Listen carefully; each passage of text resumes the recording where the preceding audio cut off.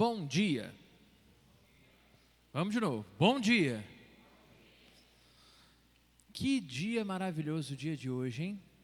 Que dia especial. E o que tem de especial nesse domingo? Tem alguma coisa muito especial hoje. O Dia da Mulher Presbiteriana, muito bem. Mas celebrar o Dia da Mulher Presbiteriana é, antes de qualquer coisa, uma oportunidade para olharmos a Escritura e deixarmos que a Palavra de Deus nos ensine, nos resgate, nos transforme, nos faça aprender a celebrar de verdade. Porque quando falamos sobre mulher, é muito fácil cair em dois extremos perigosos. O primeiro é de reduzir demais o papel da mulher, como se fosse algo secundário, tipo um plano B de Deus, né? Deus fez o homem, tal, viu ali, vou fazer a mulher aqui só para dar uma colher de chá para ele. E o outro erro é acabar exaltando demais de forma equivocada, quase como se a gente precisasse criar um ídolo, e a mulher se tornasse esse ídolo para compensar injustiças históricas. E se voltarmos nossos olhos para a palavra de Deus, ela definitivamente não faz nenhuma dessas duas coisas. Ela faz algo muito mais bonito. Sabe o que ela faz? Ela revela. Desde o Antigo Testamento até o Novo Testamento, nas mais diferentes culturas patriarcais, em contexto onde a mulher quase não tinha voz nenhuma, a palavra de Deus já insistia em colocá-las na história da redenção. Não como figurantes, alguém que entra ali e no filme de guerra é aquele primeiro personagem a morrer, né, que está ali só para chocar todo mundo. Não, mas como participantes reais do avanço do reino. E isso já nos ensina algo sobre o papel da mulher desde o início. Mulheres e homens, preste atenção, mulheres e homens não são iguais em função, mas são igualmente valiosos diante de Deus, igualmente amados. Função diferente não significa valor diferente. No reino, irmãos, isso aqui para os nossos dias, no reino de Cristo, diversidade não é defeito, é projeto. Deus fez para ser assim. Acompanhe então comigo nossa primeira leitura bíblica, lá no Gênesis, capítulo 1, versículos 26, 27 e 28, onde a gente vai encontrar homem e mulher criados à imagem do Deus Todo-Poderoso. Então Deus disse: façamos os seres humanos à nossa imagem, conforme a nossa semelhança. Dominem eles sobre os peixes do mar, sobre as aves dos céus, sobre os animais de rebanho, sobre toda a terra e sobre todos os animais que rastejam sobre a terra. Então Deus criou o ser humano à sua imagem. A imagem de Deus o criou, homem e mulher os criou. Deus os abençoou e lhes disse: sejam férteis e multipliquem-se, encham e subjuguem a terra, dominem sobre os peixes do mar, sobre as aves dos céus e sobre todos os animais que rastejam sobre a terra. E aqui a gente já vê uma diferença muito grande, inclusive na forma como as pessoas apresentam esse texto. Um grupo que faz parecer que homem e mulher são totalmente iguais, e por isso eles têm que fazer tudo igual, e um outro grupo que vai dizer que tem coisas aí nesse meio que Deus está mandando para o homem, e tem coisas que Deus está mandando para a mulher. E não é isso que o texto propõe. Se a gente ainda avança um pouco mais na palavra de Deus, quando a gente chega lá na frente nos evangelhos, isso que foi dito aqui em Gênesis fica ainda mais claro. Então agora vamos viajar, hoje a gente vai viajar muito pela Bíblia, hein? Então agora convido você a abrir sua Bíblia em Lucas capítulo 8, versículos 1, 2 e 3. Depois disso, Jesus ia passando pelas cidades e pelos povoados, pregando o evangelho do reino de Deus. Os 12 estavam com ele, e também algumas mulheres que haviam sido curadas de espíritos malignos e doenças. Maria, chamada Madalena, de quem haviam saído 7 demônios. Joana, mulher de Cusa, administrador da casa de Herodes. Susana e muitas outras. Essas mulheres lhe serviam com os seus bens. E aqui de novo a gente vê exatamente Mesma proposta cultural, mulheres subvalorizadas, descritas ali com todo detalhe no Novo Testamento. Esse texto de Lucas 8 nos diz que Jesus seguia fazendo o seu projeto, expandindo o reino de Deus.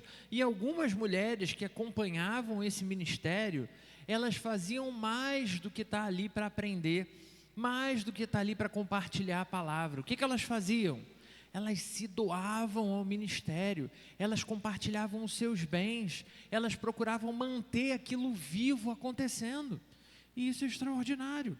O texto não pede desculpas por dizer isso. Desculpa, porque aqui a gente está falando agora, né? Tem os discípulos, os 12, e tem essas mulheres aqui que tadinhas, né? Elas só ajudam com dinheiro. Não, elas estavam no grupo que amava Jesus, que seguia Jesus, que servia Jesus e que estava disposto a abrir mão de tudo por Ele.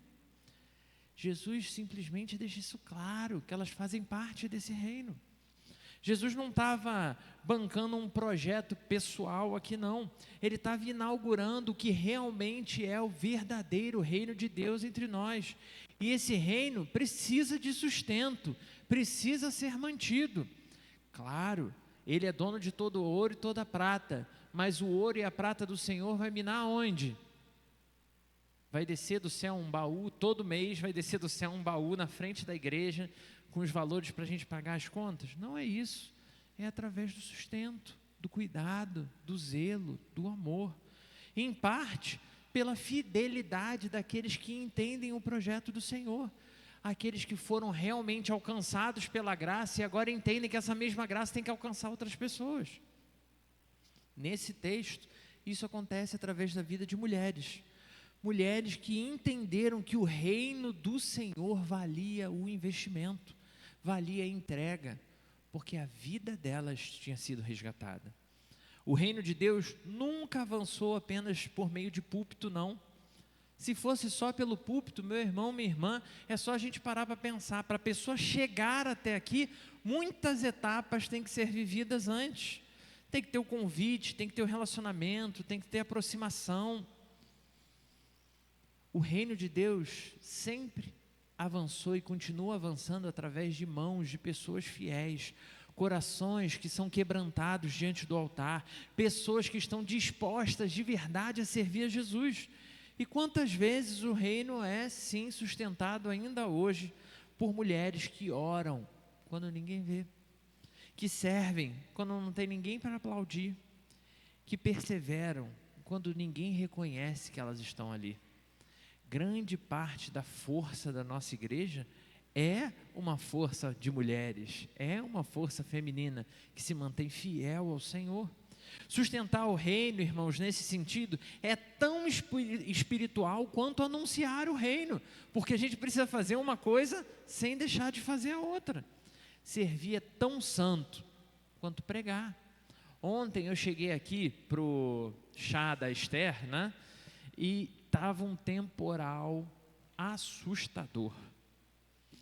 E tinham irmãos já assim, suados, porque a chuva era tão forte. Eu não sei se você já percebeu aqui o detalhe da nossa janela, que ela não tem emborrachado em volta. Então o vento jogava com força a chuva, entrava a chuva por todos os lados. Tanto que você vai reparar que a igreja ainda está, a parte ali está meio marcada, né? E ele já estava aqui desde cedo, com um rodo na mão, tirando a água de dentro da igreja. Quem chegou mais tarde, só para o horário da programação mesmo, não viu a igreja molhada, não viu os irmãos trabalhando, mas viu a igreja cuidadinha, porque alguém se dispôs a servir. Né? O irmão Lineker, coitado, oremos pela coluna dele, porque o bichinho trabalhou um bocado ontem. Né? Deus é bom. Servir é tão importante quanto pregar. E o próprio Cristo permitiu que essas mulheres participassem ativamente do seu reino. Ele chamava elas para perto de si. Mas o texto bíblico não para por aí, não. O mesmo Jesus que acolhe mulheres para participarem do seu reino, também as envolve no anúncio. Ou seja, se você acha que o problema era, então homem anuncia e mulher serve, a gente tem um outro texto para mostrar que não é. Vamos acompanhar agora a leitura do Evangelho de João, capítulo 4, versículos 28 ao 30 e depois o verso 39. Então, deixando o seu cântaro, a mulher voltou à cidade e disse ao povo: Venham ver um homem que me disse tudo o que tenho feito. Será que ele não é o Cristo? Então, saíram da cidade e foram até onde ele estava. Muitos samaritanos daquela cidade creram nele por causa do seguinte testemunho dado pela mulher: Ele me disse tudo o que tenho feito. Por que as pessoas creram? O texto acabou de falar. Pelo testemunho de quem? Dessa mulher. A mulher samaritana, no texto aqui de João 4, é um excelente e poderoso exemplo. Ela não tinha nenhum currículo religioso. Se você ler a conversa toda com Jesus, você vê o caos que era o coração dela. Ela não tinha uma reputação social que pudesse validá-la como alguém digna. Ela não tinha status, mas teve um encontro real com Cristo, e isso foi suficiente para que ela se tornasse testemunha do Senhor Jesus. Ela não voltou para a cidade como um tratado teológico, agora eu vou ensinar como se deve. Ela voltou dizendo: venham, tem alguém lá que me conhece melhor do que eu mesmo, sabe tudo que eu já fiz. E o texto afirma que muitos creram por causa do testemunho daquela mulher. O reino não avança apenas por discursos bem estruturados, por pregações que são belas demais. Ele avança quando pessoas são de fato transformadas. E porque foram transformadas por Jesus, não conseguem ficar mais em silêncio. Quantas mulheres, meus irmãos, anunciam ainda hoje o reino de Deus todo santo dia, em conversa simples, no seu trabalho, nas suas atividades, em ambientes dos mais diversos, com palavras carregadas de vida, carregadas de esperança eterna. Onde Cristo passa, o anúncio deve acontecer. E isso não era exceção. Quando olhamos para a igreja primitiva, vemos mulheres edificando o reino com maturidade espiritual, com seriedade, com compromisso. Agora, te convido a avançar ainda um pouco mais para o texto da carta de Paulo aos Romanos, capítulo 16, versículos 1 ao 7. Recomendo a vocês a nossa irmã Febe, serva da igreja em Cencreia. Peço que a recebam no Senhor, como convém aos santos, e que a ajudem em tudo o que necessite, pois ela tem sido de grande auxílio para muita gente e também para mim. Saúdem Priscila e Áquila, meus cooperadores em Cristo Jesus. Eles arriscaram a vida por mim. Não somente eu lhes agradeço, mas também todas as igrejas dos gentios. Saúdem também a igreja que se reúne na casa deles. Saúdem Epêneto, o meu amado irmão, que foi o primeiro convertido a Cristo na província da Ásia. Saúdem Maria, que trabalhou arduamente por vocês. Saúdem Andrônico e Júnia, meus parentes e companheiros de prisão. Eles são bem conhecidos pelos apóstolos e estavam em Cristo antes de mim. Muito bem. Quantos nomes de mulheres apareceram aí? Quantos? 7? Nossa, aí chutou lá em cima. Quase. Foram 3. Só que dessas mulheres, todas elas tiveram importância vital. E a gente precisa entender, no texto bíblico, nada é por acaso, nenhuma vírgula, nenhum artigo, nada é por acaso. E a ordem que as coisas são apresentadas faz diferença. Tem um cidadão chamado Paulo, que inclusive escreveu essa carta que a gente acabou de ler, que sempre que ele se refere a um casal muito importante para a história da igreja, um homem chamado Áquila e uma mulher chamada Priscila, qual é a ordem que Paulo escreve sempre? Priscila e Áquila. Se tudo importa, existe uma estrutura linguística para isso. Quem era mais expressiva nessa situação? Priscila. Então, quando a gente olha para textos como esse, a gente vê que mesmo numa situação em que as mulheres são colocadas como se fosse um plano B de Deus, mesmo em situações que as mulheres são menos valorizadas, Deus usa seus servos para colocá-las como parte do seu projeto principal, descrevendo elas como agente ativa da expansão do reino. Paulo fez questão de citar cada um dos nomes. Ele recomenda honra, porque ele conhece o testemunho das irmãs. Mulheres que servem, que cooperam, que ensinam, que acolhem, que se dispõem a viver a vida para fortalecer a missão. Isso é ainda mais impressionante quando a gente lembra do contexto histórico. Nenhum outro povo fazia isso, nenhuma outra religião se dispunha a isso. A Bíblia é profundamente contracultural nesse ponto. Enquanto o mundo silenciava mulheres, Deus continuava convidando elas para fazer parte da sua história de redenção. E aqui a gente precisa ser muito claro. Estamos comemorando o Dia da Mulher Presbiteriana. Parabéns, minha irmã. Porém, nosso objetivo não é idolatrar as mulheres, assim como não é idolatrar os homens, porque o reino de Deus não precisa de novos ídolos, precisa de mais discípulos. Discípulos que se disponham a ser fiéis, a amar, a servir, a se dedicar. O ponto não é uma mera exaltação feminina. O ponto é a participação ativa no reino, entendendo que você é parte. Você precisa abraçar o compromisso de ser parte. Mulheres na Bíblia não são colocadas como modelos inalcançáveis para que as mulheres de hoje possam ter culpa, né? Vivendo relacionado, eu nunca vou ser como Priscila, eu nunca vou ser como Maria. Não é isso.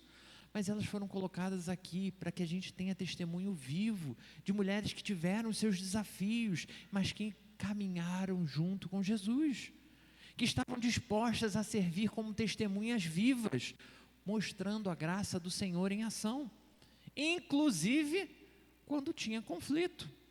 Vamos avançar um pouco mais. Carta agora de Paulo aos Filipenses, capítulo 4, versículos 2 e 3.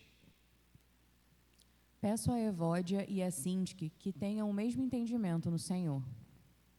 Sim, e peço a você, leal companheiro de julgo, que as ajude, pois lutaram ao meu lado na causa do Evangelho, com Clemente e com os meus demais cooperadores, cujos nomes estão no livro da vida. Treta gospel. Evódia e Sintique. O bicho está pegando. As irmãs tiveram uma disputa ferrenha na eleição pela presidência da SAF, brigaram, se ofenderam, a coisa ficou feia. E aí Paulo ele não escreve dizendo, manda essa irmã embora, põe a outra como mulher. Não fala nada disso.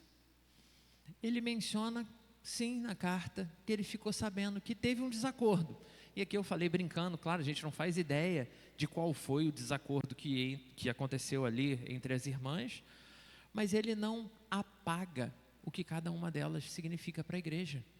Ele não diz, acaba com isso, pune as duas e segue o Não, ele não desqualifica elas, pelo contrário, ele lembra o quanto elas cooperaram no Evangelho, porque errar não é justificativa para a gente anular tudo que a pessoa tem servido.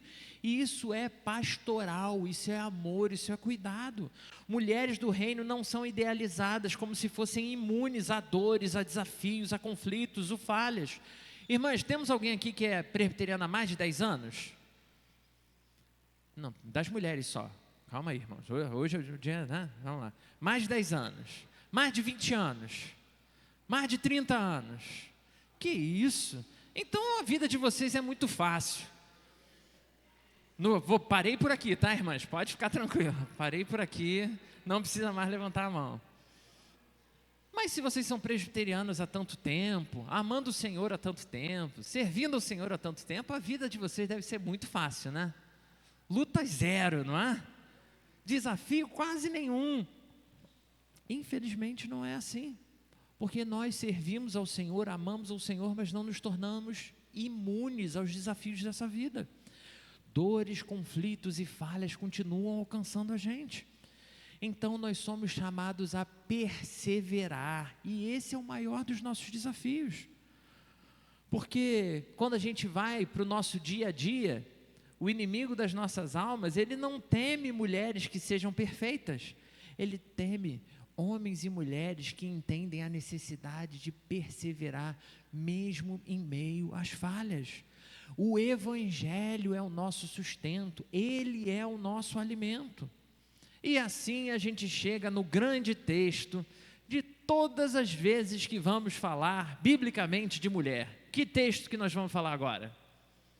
Provérbios 31, não podia ser outro. Provérbios 31, do 10 ao 31. Uma mulher de valor, feliz quem a encontrar, é muito mais valiosa que os rubis. O seu marido tem plena confiança nela e nunca lhe falta coisa alguma. Ela só lhe faz bem, não mal, todos os dias da sua vida. Escolhe a lã e o linho e com prazer trabalha com as mãos. Como os navios mercantes, ela traz de longe as suas provisões.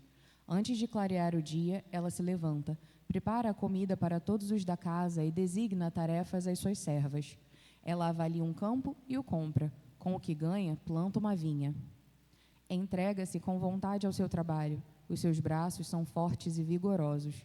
Ela percebe que o seu comércio é lucrativo e a sua lâmpada fica acesa durante a noite. Nas mãos segura o fuso e com os dedos pega a roca. Acolhe os necessitados e estende a mão aos pobres. Não teme por seus familiares quando chega a neve, pois todos eles se agasalham com roupas de cor escarlate. Faz cobertas para a sua cama, veste-se de linho fino e de púrpura. O seu marido é respeitado na porta da cidade, onde toma assento entre as autoridades da terra. Ela faz vestes de linho e as vende, e fornece cintos aos comerciantes. Reveste-se de força e dignidade, sorri diante do futuro, fala com sabedoria e ensina com amor. Cuida dos negócios da sua casa e não come o pão da preguiça. Os seus filhos se levantam e a elogiam, e o seu marido também a elogia, dizendo: muitas mulheres agem valorosamente, mas você supera todas elas. A beleza é enganosa e a formosura é passageira, mas a mulher que teme ao Senhor será elogiada. Que ela receba a recompensa merecida e as suas obras sejam elogiadas à porta da cidade. Muito bem. Que mulher incrível é essa mulher. No século XX, nós tivemos um dos primeiros grandes heróis, dos quadrinhos, chamado Super-Homem. Ele era o ser perfeito. Voava, era forte, era rápido, era esperto. Ele era tudo que podia ser. Ele era o mais incrível herói para que pudesse ser imbatível.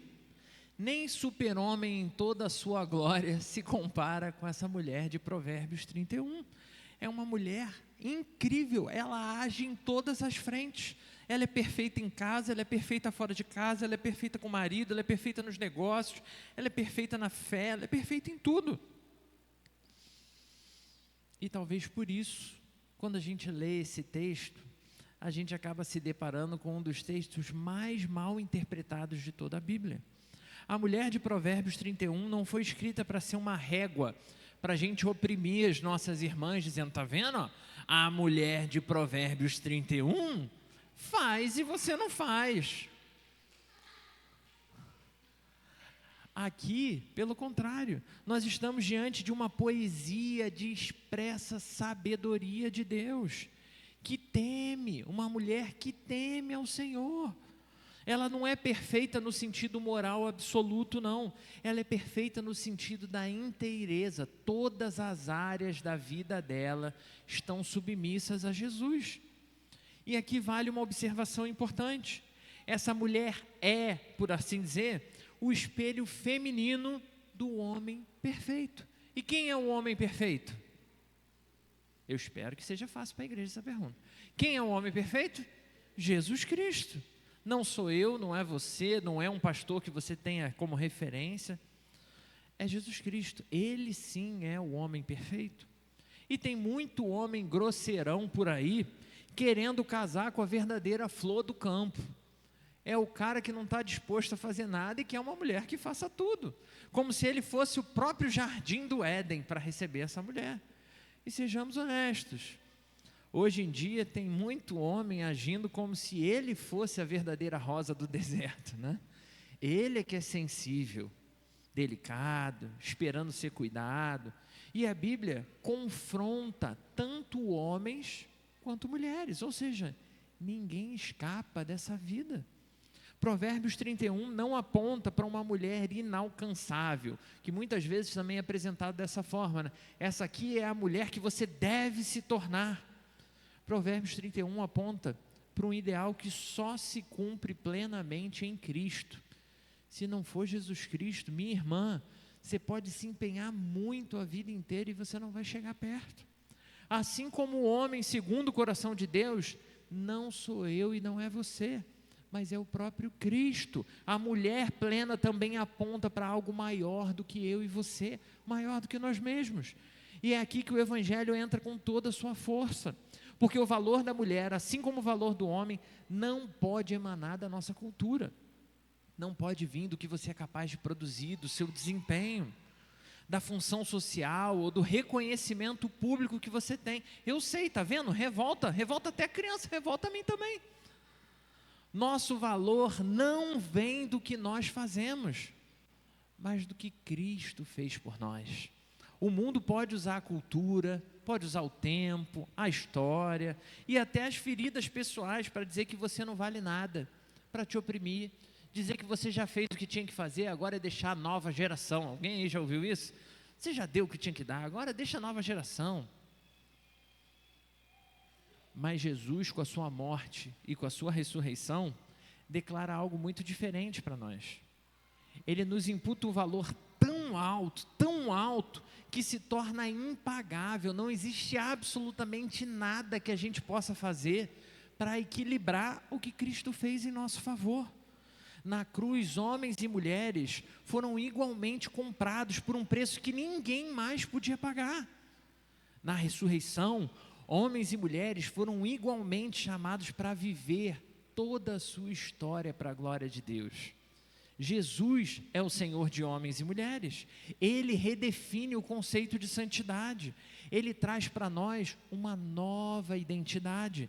Ele restaura a minha e a sua dignidade, porque é Ele que atribui valor a todas as coisas.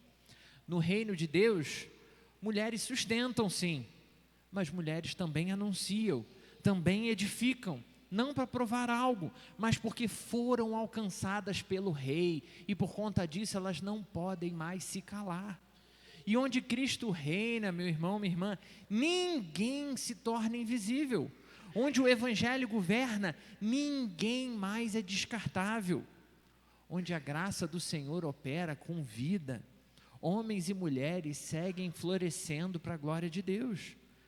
Então, o nosso desejo hoje, meu irmão, minha irmã, é que não seja apenas mais uma celebração de Dia da Mulher Presbiteriana, mas uma renovação do nosso compromisso com o reino do Senhor, um reino onde Cristo é e deve permanecer sendo o centro, onde cada mulher sabe que o seu valor não é negociável, porque foi selado pelo sangue do Cordeiro. Minhas irmãs, seguir a Cristo nunca foi um caminho fácil, e como eu brinquei ainda há pouco no início, perguntando quanto tempo cada uma tem de presbiteriana, não significa que vai ser fácil. Ser mulher cristã, presbiteriana, nos nossos dias atuais, traz desafios muito concretos. São pressões culturais, são cobranças contraditórias, são expectativas muitas vezes irreais, cansaço emocional o tempo inteiro, sobrecarga silenciosa que você vai engolindo para poder seguir em frente. E muitas vezes, aquela sensação de estar fazendo tudo e não ser vista e valorizada por ninguém. Ou, não vamos dizer nem ser valorizada, mas ser de fato compreendida por alguém. A Bíblia nunca negou nenhuma dessas dificuldades que a gente enumerou, mas ela também nunca deixou essas mulheres sozinhas e abandonadas. Ela sempre trouxe para dentro de um povo, de um reino. As mulheres que vimos descritas hoje ao longo das Escrituras, viveram em contextos totalmente hostis, contextos limitadores, contextos sim, que hoje a gente pode olhar para trás e dizer que era injusto com a mulher. Ainda assim, cada uma delas foi alcançada por Cristo, e no poder do sangue de Cristo, inseridas no reino de Deus. Não porque elas eram perfeitas, mas porque, rendido o coração, elas entendiam que pertenciam ao Rei. E é isso que nos sustenta. Cristo não chama mulheres para viver um ideal inalcançável, mas para uma vida que seja verdadeiramente enraizada no Evangelho. Uma vida que, mesmo em meio aos desafios mais adversos, segue firme, sustentando, anunciando, edificando o reino de Deus. Sustentando quando ninguém vê. Coisa de uns meses atrás, eu conversava com um irmão, e aí ele falava sobre o momento de dízimos e ofertas no culto. Um outro irmão pastor. E aí ele dizia o seguinte, que não faz mais sentido momento de dízimo e oferta no culto. Porque hoje todo mundo faz o seu dízimo, a sua oferta por Pix. Então, não precisa ter marcha de dízimo e oferta, a pessoa ter que ir lá na frente e tal, não precisa disso. É tudo simples, é tudo virtual, é tudo digital, realmente é tudo muito mais fácil. Mas para que a gente tem Dia das Mães? Você tem mãe, não tem? Bem, você não veio numa nave espacial para esse mundo, então você tem mãe. Tem Dia das Mães. Qual é o papel do Dia das Mães? Tenho que dar valor à minha mãe. É nos lembrar. Então, ter um momento no culto, se fosse assim, a gente não precisava orar na igreja, porque o crente deve orar sempre. Então, também não vamos ler a palavra, porque o crente tem que ler sempre. Então, a questão é a gente entender que cada detalhe da nossa história é para cultuar ao Senhor. Então, cada detalhe do nosso culto é para resgatar valores no nosso coração. Tudo isso não para provar o meu e o seu valor, mas porque o valor já foi declarado na cruz do nosso Senhor, lá na cruz do Senhor, que era minha, que era sua. Jesus disse ao mundo que mulheres não eram descartáveis. Na ressurreição, ele mostra que a última palavra não é da cultura, nem da dor, nem da opressão, mas da graça. Afinal de contas, quem foram as primeiras pessoas a encontrar Jesus ressurreto? As mulheres. O Cristo ressurreto é Senhor das mulheres que choram, das mulheres que perseveram, que servem, que ensinam, que oram, que sustentam a igreja, que anunciam o Evangelho na sua vida e que edificam gerações inteiras, sem muitas vezes jamais subir num púlpito. Hoje, meu irmão, minha irmã, a gente celebra sim esse dia tão especial, mas acima de tudo, celebramos ao Senhor da igreja, que chama, sustenta e continua enviando mulheres para a glória do seu nome. Que vocês, cada uma de vocês, minhas irmãs, da mais nova a com mais idade, entendendo o seu papel, não carregando o peso em expectativas humanas, mas vivendo a liberdade plena do Evangelho do nosso Senhor. E que, como essas mulheres que a gente citou aqui na nossa reflexão dessa manhã, você continue comprometida, servindo ao Senhor, sustentando a casa de Deus, anunciando a palavra, edificando o reino, até o dia que estaremos diante da mesa gloriosa do nosso Senhor, onde homens e mulheres diante do Rei celebrarão para a glória eterna de Jesus Cristo. Parabéns pelo seu dia.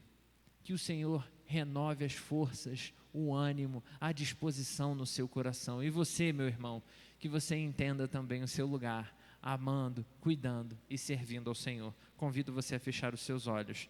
Vamos falar com Deus. Santo e poderoso Deus, louvado seja o teu nome.